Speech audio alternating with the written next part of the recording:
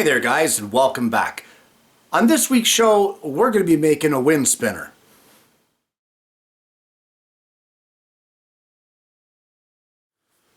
Well, what is a wind spinner? To me, it's one of these.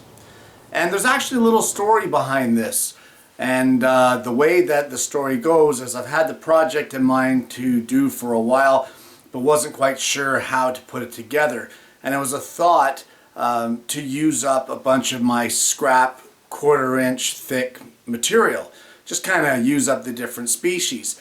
And as I was using 1/4 inch MDF to actually cut all the pieces and make it, over the time I thought, I've done all this work, why not paint the stuff that I've already cut out of MDF?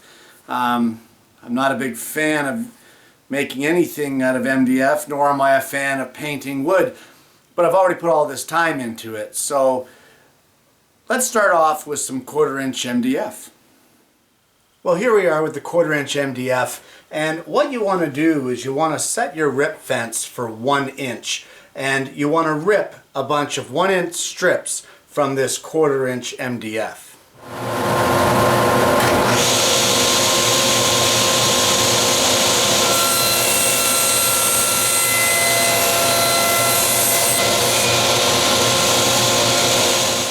Well, you've got your MDF ripped into 1 inch strips, and now it's time to cross cut it, if that even counts for MDF, into the length of pieces that you need.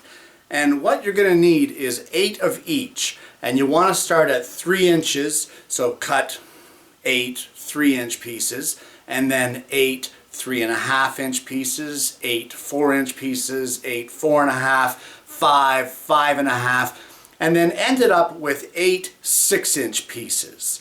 So go ahead and cut those pieces over at the table saw.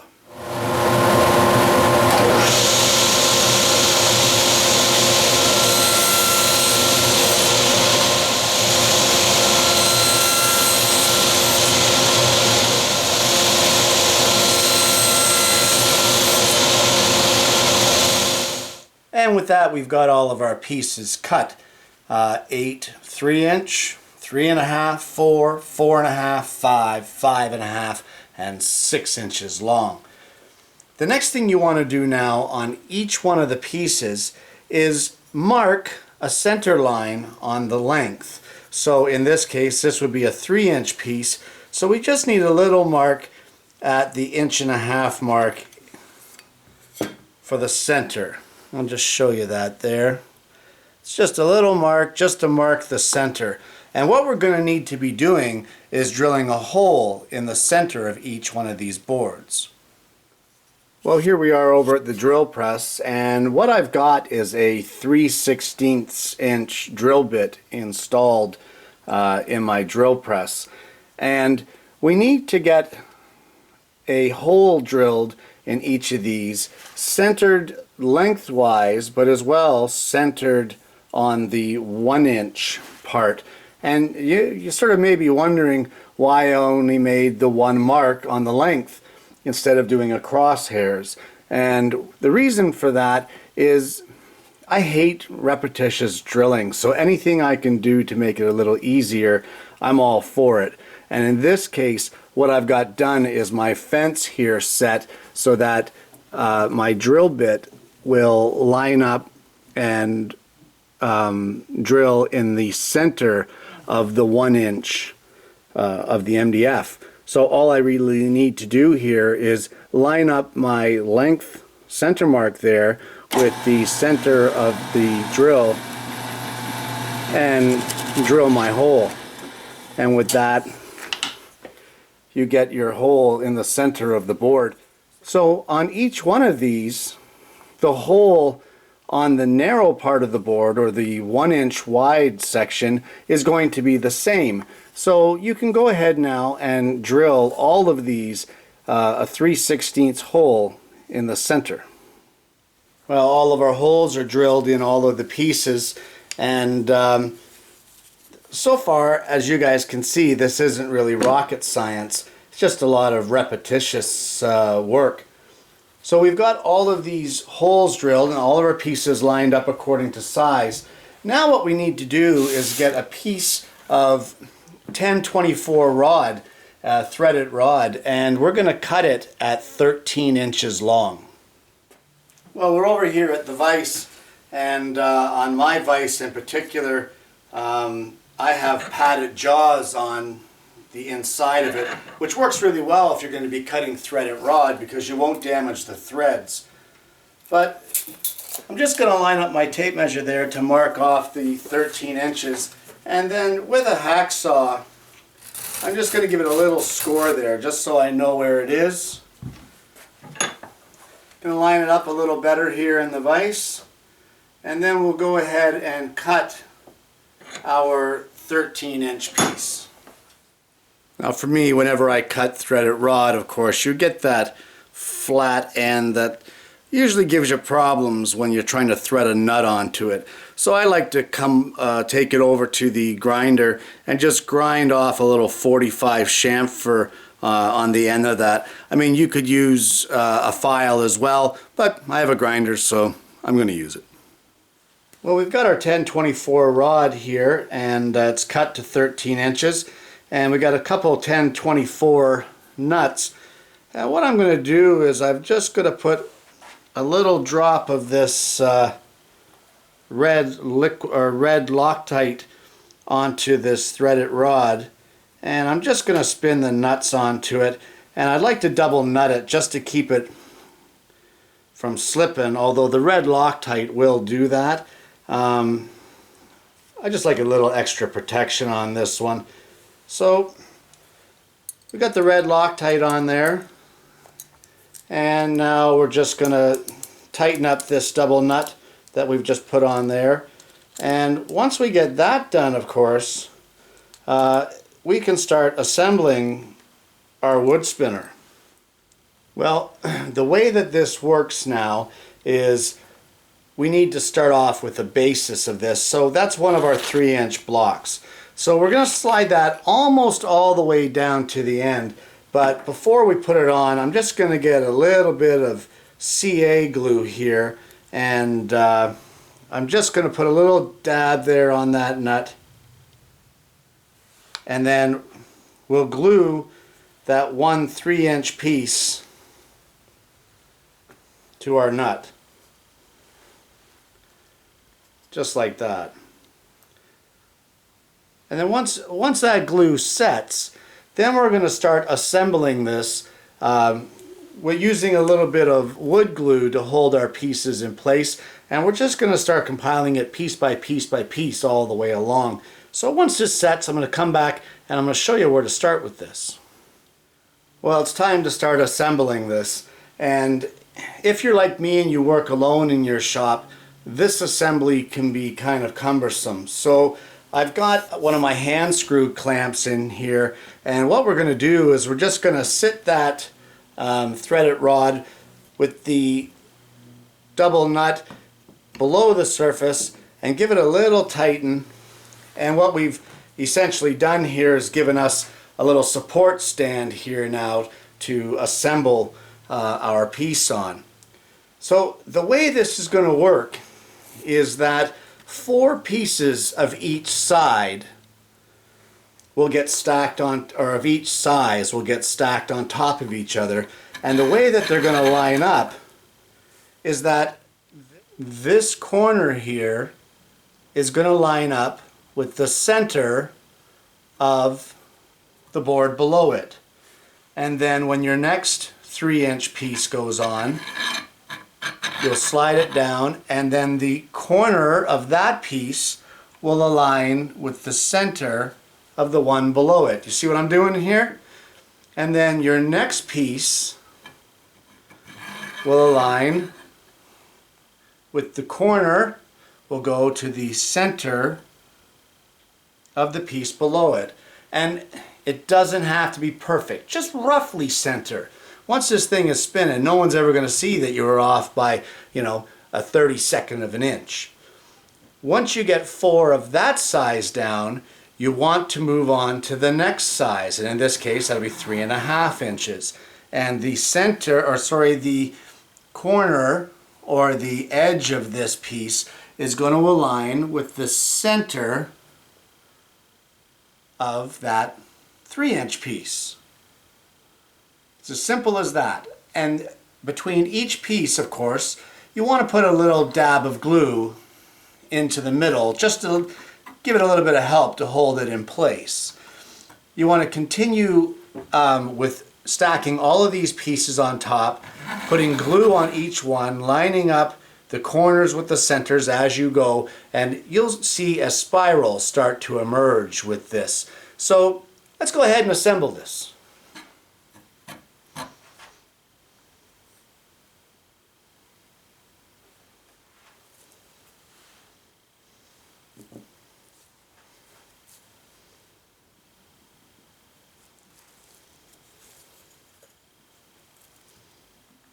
Well, we've got 4 pieces of each size now stacked and aligned up and glued in place all the way around. You've reached the point where you're at the 6-inch pieces, and now what you want to do, that you've got 4 there now, is you want to take another 4 and continue to stack them the way you were, but now you want to go your 6-inch pieces, then your 5.5, then your 5, then your 4.5, then your 4, and all the way down. So you're decreasing your size now as you're building this up.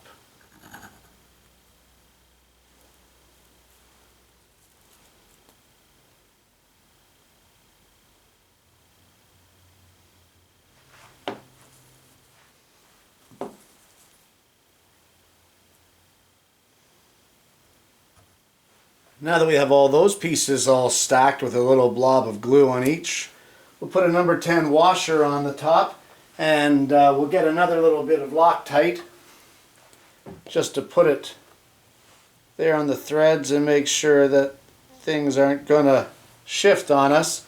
And again, we're going to double nut the top, but for now we're just going to put a single nut on there, and we're going to crank it down so that it helps to clamp all these pieces together, and then we're going to let it sit for a bit to let the glue set up.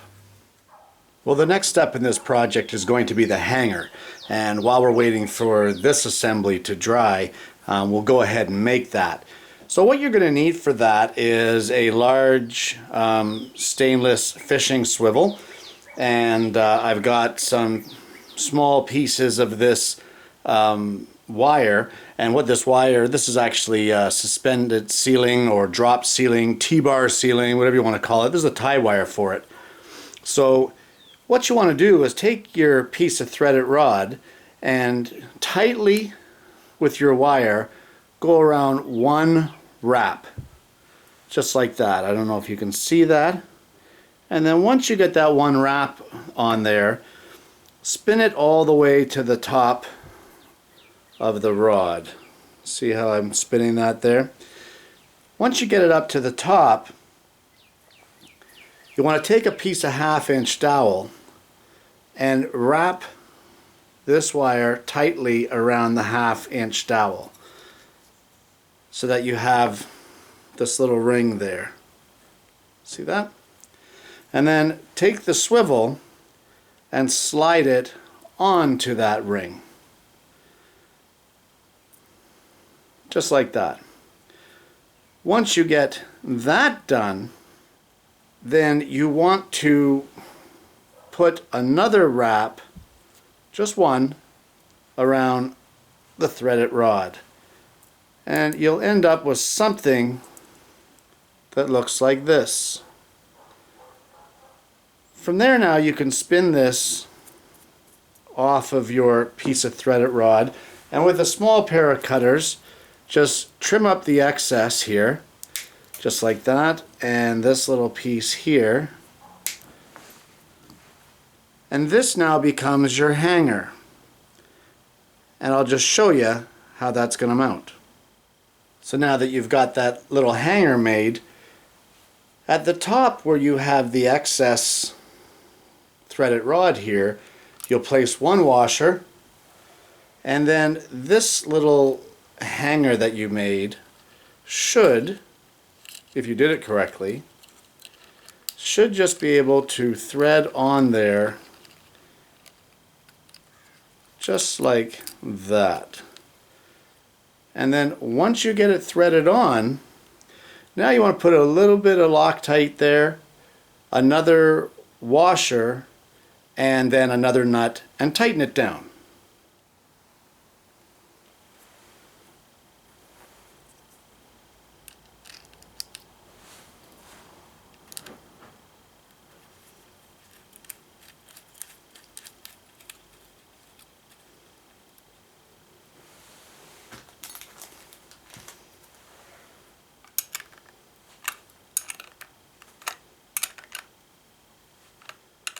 Well, the next step now in this whole process, and this is the part that as a woodworker makes me cringe, but it's MDF, so, and that's we have to paint it. You can see here how this swivel works, that it's allowing it to spin and it won't be twisting up our mounting wire. So with this now, I'm going to take it and I'm just going to use spray paint, and I'm going to paint this up, and once we get it painted up, I'll show you the final product. And there you have it, a wind spinner. Guys, you can make this out of whatever you like. My initial plan, as I said at the beginning of the video, was to make this out of 1/4-inch scraps. The thing is that I didn't have enough in looking at the whole project. So what I'm going to do actually is, as time goes on, I'm going to be saving all of those offcuts of the 1/4-inch thick material and put them off to the side, and then eventually I'm going to put them all together and make another one of these, but make it out of, you know, walnut, maple, that sort of thing, as opposed to painting MDF. I really don't expect this particular unit to last for very long out in the elements, but who knows? I mean, you can paint it however you like if you choose the MDF. You can paint it before you assemble it, making each one a different color. I just did it quickly just to show you guys the method. So, guys, thanks for watching. Try one yourself, and hope you've enjoyed this week's show. And you know what I'm going to say. I'm going to see you again next week with yet another woodworking video.